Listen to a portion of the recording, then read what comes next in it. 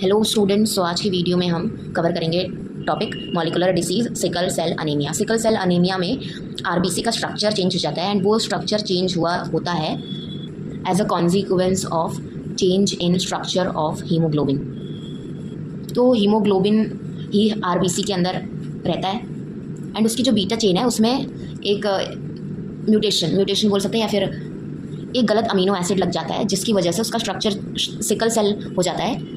And sickle cell shape देखा है, ऐसे होता है, ठीक है, ऐसे हो जाता है। तो ये एक मॉलिकुलर लेवल पे चेंज होने की वजह से, स्ट्रक्चर में चेंज होने की वजह से डिसीज़ हो रही है, तो इसीलिए इसको मॉलिकुलर डिसीज़ बोलते हैं। क्योंकि क्वेश्चन पूछते हैं कभी कभी, why sickle cell anaemia is called molecular disease. तो ये आगे शायद दिया भी हुआ है इसमें, ठीक है, पढ़ते हैं आप। Sickle cell anaemia is a disease prevalent in parts of Africa and India where malaria is also endemic. तो ये अफ्रीका और इंडिया में प्रिवेलेंट है। The red cells of patient have a pronounced morphological change and resemble the shape of a farmer's sickle, thus the name of the disease. अब इसका sickle cell क्यों पड़ा, sickle cell anaemia? क्योंकि red cell यानी कि RBC में changes होते हैं, morphological changes. Morphology means physical, यानी कि उसकी शेप में चेंज हो जाता है, मॉर्फोलॉजिकल चेंज हो जाता है उसका, एंड वो बिल्कुल रिजेंबल करता है, उसकी तरह दिखता है। जब फार्मर हंसिया देखा है जिससे घास काटते हैं, ऐसे है ना, काउस के लिए चारा काटते हैं, वो तो हंसिया बोलते हैं, उसी शेप का दिखता है ऐसा, इसलिए इसको सिकल सेल बोला गया है। Because these usually shaped red cells have impaired oxygen carrying capacity and further get stuck in small capillaries, they lead to the anaemic conditions observed in patients. तो रेड सेल यानी कि RBC में ये change जो है, ये उसका ये चेंज ऑक्सीजन कैरिंग कैपेसिटी को भी कम कर देता है। जैसा कि हमें पता है कि जो हीमोग्लोबिन है वो ऑक्सीजन को कैरी करता है एंड एक हीमोग्लोबिन मॉलिक्यूल में 4 सब यूनिट ऑफ आयरन होते हैं, हीम ग्रुप, जो कैरी करते हैं, यानी कि 4 ऑक्सीजन कैरी कर सकते हैं, है ना। तो सिकल शेप होने की वजह से उसकी ऑक्सीजन कैरी कैपेसिटी इम्पेयर्ड हो जाती है, यानी कि ख़राब हो जाती है, ऑक्सीजन वो नहीं कैरी कर पाता। एंड उसका और ऐसा शेप होने की वजह से वो स्मॉल कैपिलरीज जो सेल्स के पास जाती है ना, छोटी छोटी कैपिलरीज, इसके अंदर फंस जाता है। देखो ऐसे बहुत सारी होंगी तो ये आपस में ऐसे फंस जाएंगे ना, तो ऐसे कॉगुलेशन हो जाता है एक जगह, दिख नहीं रहा, हाँ, तो ऐसे ऐसे करके ना एक कॉगुलेशन बन जाता है, ऐसे कैपिलरीज जो हैं ब्लॉक हो जाती हैं। तो जहाँ जिस सेल के पास ऑक्सीजन नहीं पहुँचेगा, इससे तो ऑक्सीजन पहुँच नहीं रहा क्योंकि फंस जा रही हैं कैपिलरीज में, तो इससे एनीमिक कंडीशंस क्रिएट हो जाती हैं। हम तो एरोबिक हैं, एनारोबिक कंडीशंस क्रिएट हो जाती हैं। Anaemic means lack of oxygen, and इससे जो है सर्वाइव कैसे करेगा इंसान, इट इज़ द मतलब ऑक्सीजन तो बहुत इंपॉर्टेंट है, ये सबको पता है। तो ये ये दोनों जो है ना, ये याद कर लेना कि इसका डिसएडवांटेज, मतलब इसका डिफेक्ट क्या होता है बॉडी में, ठीक है। Impaired oxygen carrying capacity and दूसरा stuck in small capillaries which leads to anaemic conditions. Interestingly such sickled RBC resist malarial infections and hence offer some selection unfortunately for malaria to be co-prevalent with sickle cell anemia। अब यहाँ पे सबसे बड़ी बात कि जिनको sickle cell anaemia होता है ना, उनको मलेरिया हो नहीं सकता, क्योंकि ना मलेरिया की अगर लाइफ साइकिल पढ़ोगे, उनको 2 होस्ट वेक्टर चाहिए होता है। एक तो मच्छर, मॉस्किटो, वो भी फीमेल एनोफिलस, और एक होता है ह्यूमंस। तो मच्छर में मलेरियल पैरासाइट होता है एंड वो जब काटते हैं किसी को तो हमारे अंदर इंजेक्ट कर देते हैं मलेरियल पैरासाइट्स, उनके स्पोर्स जो भी हैं, तो वो हमारे अंदर फिर डिवाइड करता है एंड ऐसे वो 2 होस्ट उसको रिक्वायर होते हैं for completion of its life cycle, और वो डिवाइड करता है जो उसका, वो जाता है आरबीसी में आराम से बैठकर अपना मल्टीप्लिकेशन करता है। और यहाँ पे तो आरबीसी खराब हो गई है ना, तो इसीलिए मलेरियल इन्फेक्शन उन लोगों को नहीं हो सकता। इसका रीज़न पता चल गया कि sickle cell anaemia resist malarial infection. क्यों? क्योंकि इनका लाइफ साइकिल में वो आरबीसी में जाके डिवाइड करते हैं एंड यहाँ पे आरबीसी का स्ट्रक्चर ही चेंज हो गया। आरबीसी जब नॉर्मल शेप में रहती है तो पूरे बॉडी में घूमती है एंड ऐसे जो है वो स्प्रेड होता है हमारी बॉडी में, बट यहाँ पे तो ब्लड यानी कि आरबीसी जब मूव कर रही है तो क्या हो जा रहा है, कोगुलेशन हो जा रहा है, आपस में फंस जा रहे हैं, उलझ जा रहे हैं, तो एक ही जगह रह पा रहा है ये सिकल सेल आरबीसी, ठीक है। तो इसीलिए मलेरियल इन्फेक्शंस नहीं होते हैं उनको, जिनमें सिकल सेल अनीमिया डिसीज़ होती है। तो ये मैंने ऊपर से बताया, अगर आप लोगों को और जानना है तो फिर आप लोग सर्च कर लेना।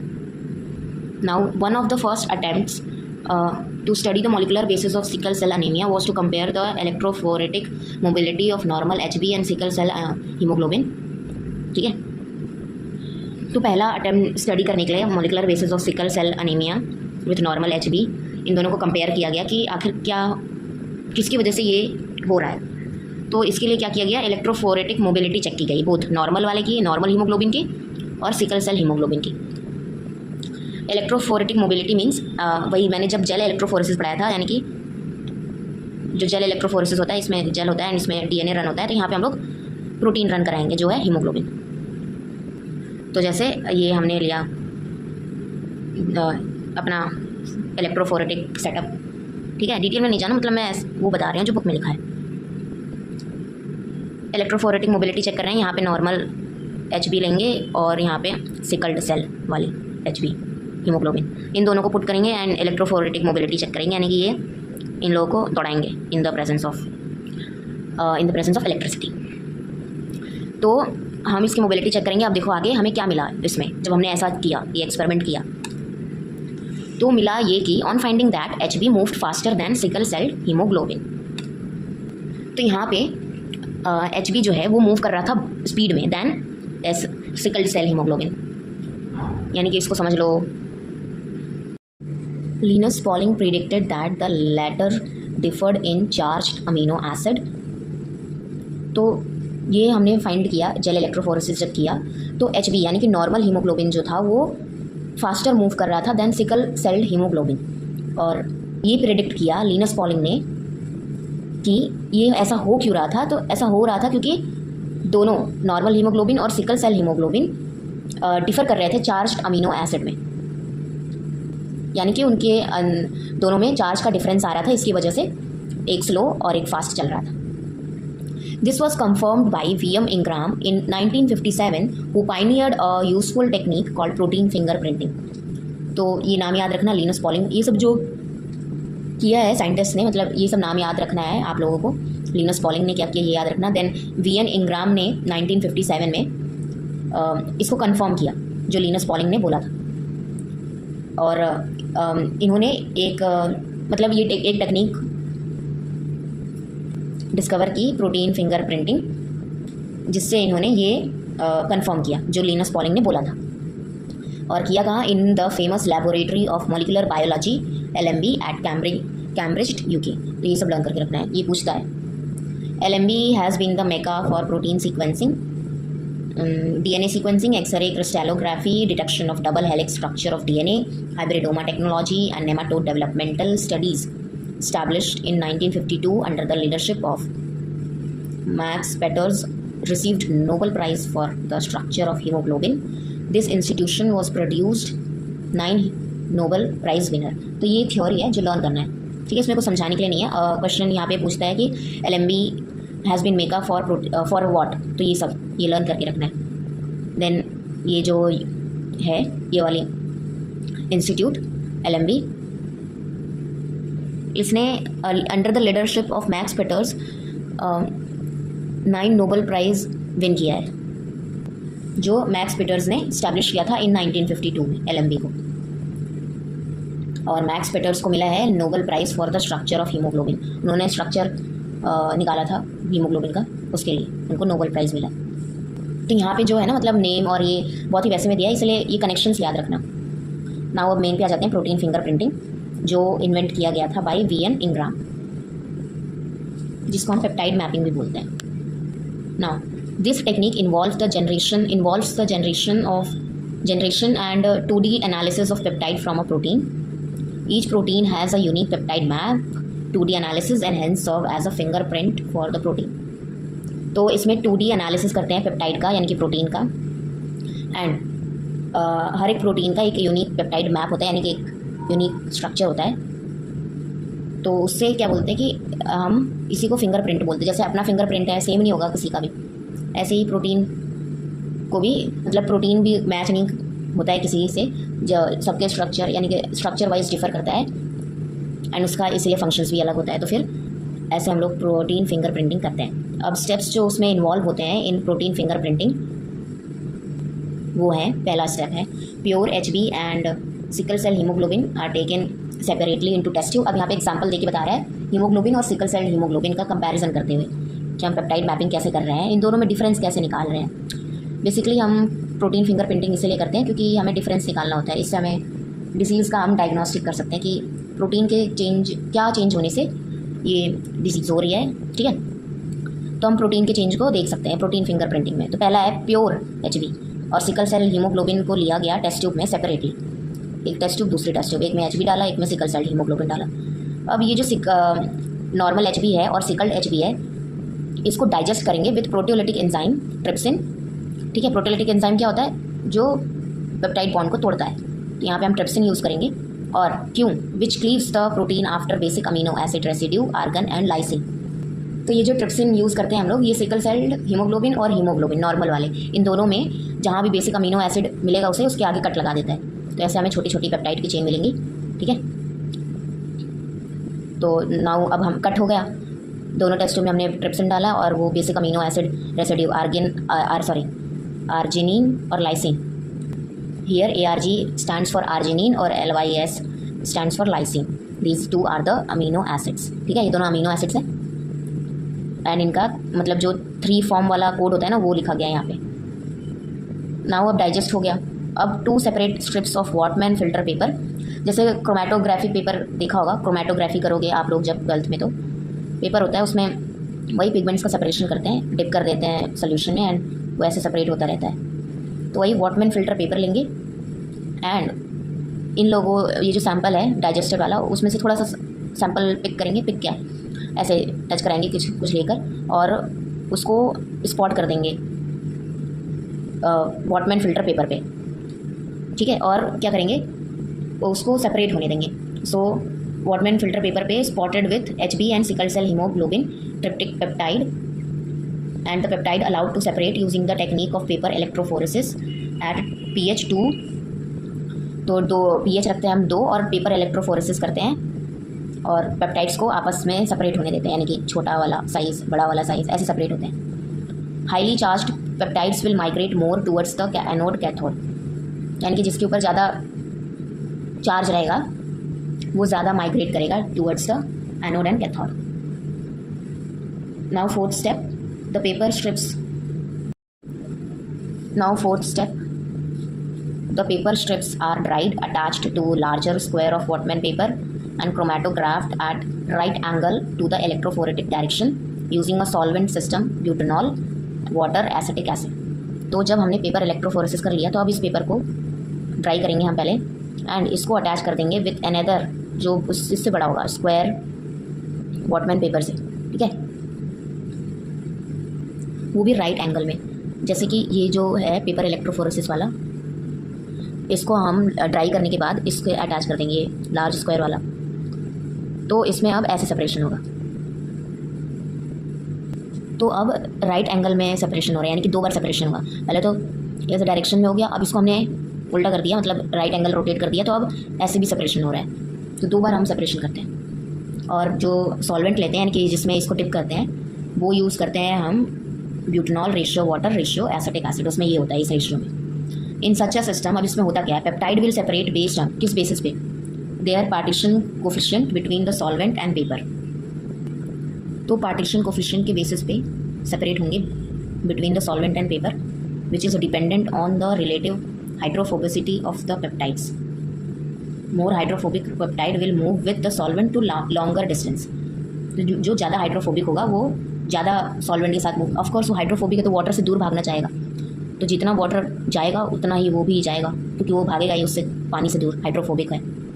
देन नेक्स्ट, यानी कि जब राइट एंगल में सेपरेशन कर लिया, 2 बार हमने क्रोमेटोग्राफी यूज़ करके, पेपर क्रोमेटोग्राफी एक जिसमें इलेक्ट्रोफोरेसिस पेपर इलेक्ट्रोफोरेसिस कर रहे थे, एंड दूसरा नॉर्मल क्रोमेटोग्राफी जिसमें हम सॉल्वेंट के बेसिस पे सेपरेट कर रहे थे।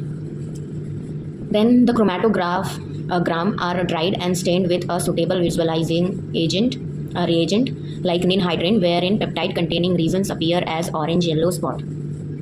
तो अब जो है क्रोमेटोग्राम जो है उसको ड्राई किया जाएगा एंड सूखने के बाद उसमें हम स्टेन करेंगे विथ निनहाइड्रिन। और ये निनहाइड्रिन क्या करता है कि जहाँ भी प्रोटीन प्रेजेंट होगा ना वहाँ पे ऑरेंज या येलो स्पॉट हो जाएगा। जैसे ये हमारा स्ट्रिप है और यहाँ पे प्रोटीन है, यहाँ पे प्रोटीन है, यहाँ पे तो हम इन पूरे पेपर पे निनहाइड्रिन डाल देंगे तो हमें ऑरेंज और येलो स्पॉट यहाँ पे नज़र आएंगे, यहाँ पे जहाँ भी प्रोटीन होगा वहाँ पे ऑरेंज येलो स्पॉट्स नज़र आएंगे। दिखेंगे। The next peptide map of HB and sickle cell haemoglobin are compared and it was found that one peptide was differently placed in sickled haemoglobin map. अब समझ लो कि ये HB है नॉर्मल वाले का पेप्टाइड मैप और इधर है सिकल सेल हीमोग्लोबिन का भी। तो इन दोनों में हमें एक जगह डिफरेंस मिला, जैसे इधर और इधर नहीं है, इधर है, ठीक है। तो इन दोनों में डिफरेंस मिला, इसको हमने कंपेयर किया इन दोनों स्ट्रिप्स को। तो हमें जो भी ऑब्जर्वेशंस मिले उसको हमने कंसिडर किया। तो उसमें हमने ये पाया कि सिकल सेल हीमोग्लोबिन में के मैप में हमें ये दिखा कि एक पेप्टाइड जो है वो डिफरेंटली प्लेस्ड है, यानी कि समझ लो यहाँ पे इस फिगर में ये यहाँ पर नॉर्मल हीमोग्लोबिन में यहाँ पे कुछ प्रोटीन्स हैं बट यहाँ पे नहीं है इस मैप में, तो मतलब कुछ यहाँ पे गड़बड़ है। फिर एग्जामाइन किया हमने, ऑन एग्जामाइनिंग दिस पेप्टाइड, तो मतलब हमने यहाँ पे एग्जामाइन किया कि क्या हो गया, क्या मिसिंग है पेप्टाइड को, and determining it's amino acid sequence determine किया उस पेप्टाइड का। Ingram found that it had a valine substitution for glutamic acid in the peptide. तो VN इंग्राम में ये फाउंड किया कि नॉर्मल है हीमोग्लोबिन में बीटा चेन की 6th पोजीशन पर ग्लूटामिक एसिड की जगह वैलिन आ गया है, तो वो सिकल सेल हीमोग्लोबिन बन गया है। यानी कि देखो हीमोग्लोबिन जो है उसमें 2 सब यूनिट होती है, एक अल्फ़ा चेन होती है और एक बीटा चेन होती है, और 2 अल्फ़ा चेन होती हैं और 2 बीटा चेन होती हैं जो हीमोग्लोबिन बनाती है। तो सिकल सेल अनीमिया में बीटा चेन पे जो होता है 6th पोजीशन पे, यानी कि 6th पोजीशन पे जो अमीनो एसिड है वहाँ पे ग्लूटामिक एसिड होना चाहिए था, लेकिन वहाँ पे सब्स्टिट्यूशन हो जाता है वैलिन, यानी कि ग्लूटामिक एसिड की जगह वैलिन लग जाता है, ये याद करके रखना। तो इसकी वजह से हीमोग्लोबिन का स्ट्रक्चर चेंज हो जाता है एंड देयरफॉर RBC जो है वो सिकल शेप की हो जाती है। अब देखो इधर, a single substitution of valine for glutamic acid, valine का तीसरा 3 वर्ड का जो कोड है अमीनो एसिड में वो VAL है वैलिन, और ग्लूटामिक का GLE, ठीक है, are at the 6th position of the haemoglobin beta chain, जो मैंने अभी भी बताया, dramatically changes the structure of sickle haemoglobin, यानी कि ये जो है ये सब्स्टिट्यूशन चेंज कर देता है हीमोग्लोबिन का structure, making it form fibres with in RBC। अब नॉर्मल वाले RBC में फाइबर्स नहीं बनते थे, बट इसमें जो है ये सब्स्टिट्यूशन कॉज करता है फाइबर बन जाते हैं RBC के अंदर, resulting in deformation of cell, और इससे डिफॉर्मेशन यानी कि सेल की जो है चेंज हो जाती है शेप, सिकल शेप में। Since the disease was due to a molecular alteration, तो ये जो है डिसीज़ मॉलिकुलर लेवल पे हो रही है, यानी कि मॉलिकुलर लेवल की चेंज की वजह से, जैसे अमीनो एसिड का ये चेन है, तो ये मॉलिकुलर लेवल की तो बात कर रहे हैं हम, तो यहाँ पे चेंजेस की वजह से ये डिसीज़ हो रही है, तो इसीलिए हम इसको मॉलिकुलर डिसीज़ बोलते हैं, ठीक है। तो ये इसमें इन्होंने बताया कि मतलब सिकल सेल हीमोग्लोबिन की वजह से क्या हो जाता है, और RBC की स्ट्रक्चर सिकल कैसे हो जाती है, तो ये भी याद रखना। Now peptide mapping became a useful technique to compare similar proteins from different sources. Now peptide mapping का जो इम्पोर्टेंस है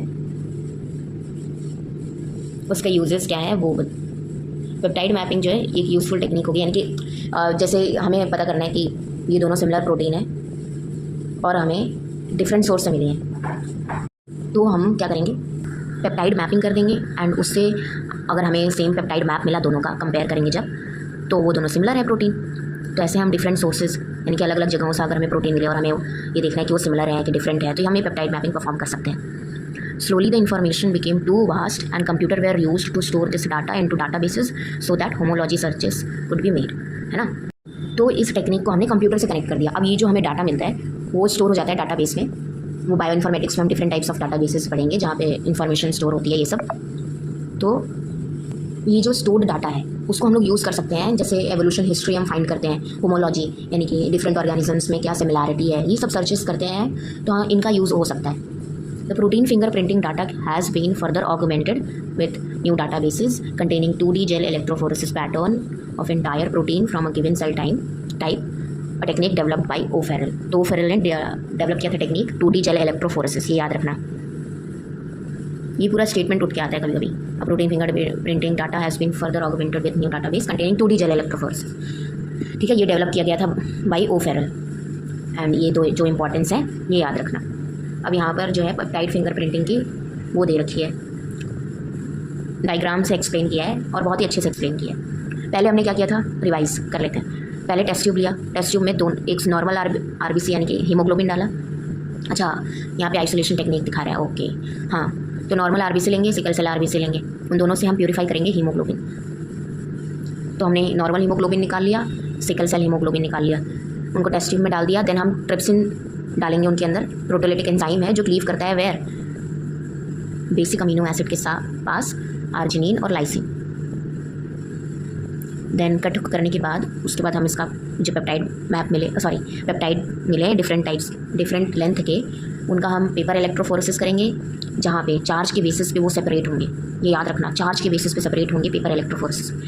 देन हम पेपर क्रोमेटोग्राफी करेंगे राइट एंगल करके, और वो सेपरेट होंगे on the basis of hydrophobicity, जो यहाँ पे लिखा हुआ है ना, partition coefficient between the solvent and paper, इसके बेसिस पे सेपरेट होता है पेपर क्रोमेटोग्राफी में। तो पेपर कोफिशिएंट जो पार्टीशन कोफिशिएंट होता है एक मेजरिंग यूनिट है, इनकी क्रोमेटोग्राफी में यूज़ होता है। जो हम लोग ये स्ट्रिप सॉल्वेंट में डिप करके रखते हैं, तो ये सॉल्यूट का ना ये सेपरेशन कराता है। तो इसमें मेजर करते हैं हम लोग पार्टीशन कोफिशिएंट देखकर between the paper and the solvent, जो हम यूज़ कर रहे हैं, एक मेजरिंग यूनिट है। तो इसमें पेपर क्रोमेटोग्राफी में फिर रिजल्ट क्या निकला, all peptides were similar from both sample except one marked blue. अब इन दोनों, ये दो मैप मिले हमें, ये और ये सेम है। देन ये डॉट मिला, ये ठीक है, ये भी मिला, ठीक है, लेकिन ये जो है इन दोनों में गड़बड़ है। तो इन दोनों को हम लोग चेक करेंगे और देखेंगे क्या डिफरेंस है इन दोनों में, यहाँ के प्रोटीन्स में और यहाँ के प्रोटीन्स में, फर्दर अमीनो एसिड का सीक्वेंस पता करके। ठीक है, तो ये हो गई हमारे पेप्टाइड सीक्वेंसिंग कंप्लीट।